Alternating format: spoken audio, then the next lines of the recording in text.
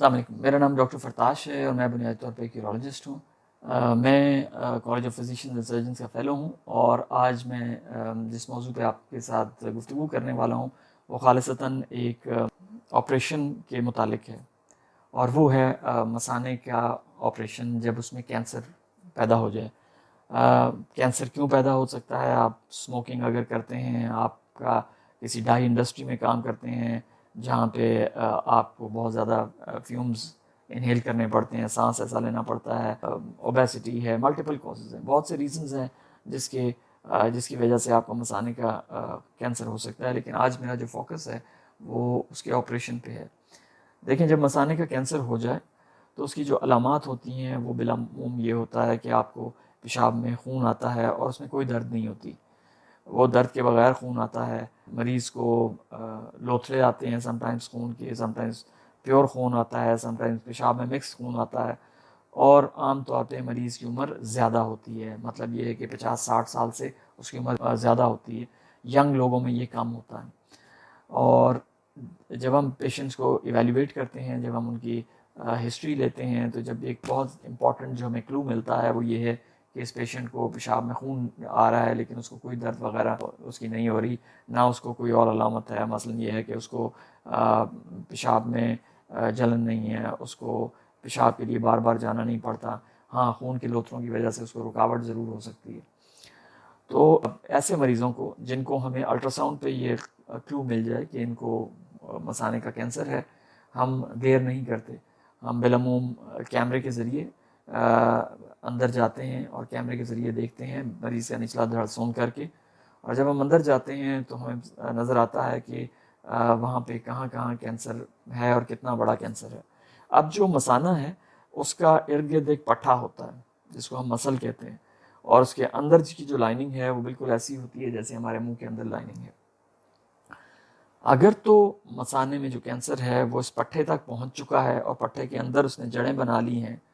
تو پھر اس کا علاج اور ہے، اور اگر اس نے پٹھے کے اندر جڑیں نہیں بنائی ہوئی تو پھر اس کا علاج اور ہے۔ تو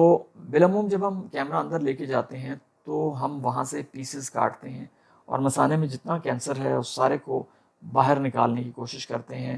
تاکہ اس کو ہم لیبارٹری میں بھیج سکیں، اور لیبارٹری والے ہمیں یہ مائکروسکوپ میں دیکھ کے بتاتے ہیں کہ اس میں جو مثانے کا کینسر ہے وہ پٹھے تک پہنچا ہوا ہے یا پٹھے سے پہلے ہے، اور اگر پٹھے سے پہلے ہو تو یہ اچھی خبر ہوتی ہے۔ لیکن روٹین میں ہم جتنے بھی مریضوں کا علاج کرتے ہیں اس کے بعد ہم ان کو دوائی ڈالتے ہیں مثانے میں جو آدھے ایک گھنٹے تک رہتی ہے، اس کے بعد ہم اس کو ڈسکارڈ کر دیتے ہیں۔ تو وہ اس لیے ہوتی ہے کہ جب ہم نے مثانے کا کینسر ریموو کیا تو بہت سے چھوٹے ذرے اس میں رہ جاتے ہیں، اور ہمیں یہ خدشہ ہوتا ہے کہ جا کے یہ دوبارہ جڑ نہ پکڑیں، تو اس کو ریموو کرنے کے لیے ہم ان کے مثانے میں دوائی ڈالتے ہیں۔ اگر مثانے کا کینسر پٹھے تک نہ پہنچا ہو تو پھر ہم ہر 3 مہینے کے بعد مریض کو بلاتے ہیں اور اس کو کیمرہ ڈال کے دیکھتے ہیں کہ اس کو دوبارہ کینسر تو نہیں ہو رہا، اور اگر اس کا 3 مہینے میں پہلے سال میں اس کو کینسر نہ ہو تو یہ اچھی خبر ہوتی ہے۔ اس کے علاوہ ہم مریض کو ATT یا مائٹومائسن یہ بھی شروع کر سکتے ہیں۔ یہ دوائیاں ہیں جو ہم مثانے میں ڈالتے ہیں وقفے سے تاکہ دوبارہ کینسر ہونے کے چانسز نہ ہوں۔ اگر مثانے کا کینسر پٹھے تک پہنچ گیا ہے تو اس کا علاج یکسر ڈیفرنٹ ہو جاتا ہے، اور اس کے لیے پھر ہمیں پورا مثانہ باہر نکالنا پڑتا ہے، اور سم ٹائمز مریض کا جو پیشاب کے سوراخ ہے وہ اور جگہ، مطلب یہ کہ اس کا پیشاب کا سوراخ جو روٹین سے پیشاب جس طرح نکل رہا ہے مردوں اور خواتین کا اس طرح نہیں، بلکہ ہمیں پیٹ میں سوراخ کر کے اس کا پیشاب وہاں سے نکالنا پڑتا ہے اور وہاں اس کو تھیلی لگتی ہے، اور پھر ہمیں مریض کو اگلے 5 سال کے لیے مانیٹر کرنا پڑتا ہے۔ اور اس کے علاوہ ہمیں جب مریض کو ایویلیویٹ بھی کرنا پڑتا ہے کہ اگر اس کو کینسر ہے تو کہیں اور تو نہیں پہنچا ہوا، کہیں اس کے پیٹ میں کہیں اور تو نہیں ہے، اس کی چیسٹ میں تو نہیں ہے، مثانے کے ارد گرد والا جو ایریا ہے اس میں کہیں کینسر تو نہیں ہے، اور ہمیں اس کا علاج اسی کے مطابق تجویز کرنا پڑتا ہے۔ اگر کینسر پھیل چکا ہے تو پھر جو سرجن ہے وہ ان کوآرڈینیشن ود جو آنکولوجسٹ ہے، جو ریڈیشن لگاتا ہے، جو کیمو تھراپی کرتا ہے، اس کے ساتھ مل بیٹھ کے ہم لائے عمل طے کرتے ہیں کہ مریض کا کہ ہم نے آگے اس کو کس طرح ٹریٹ کرنا ہے۔ آپ کا بہت بہت شکریہ۔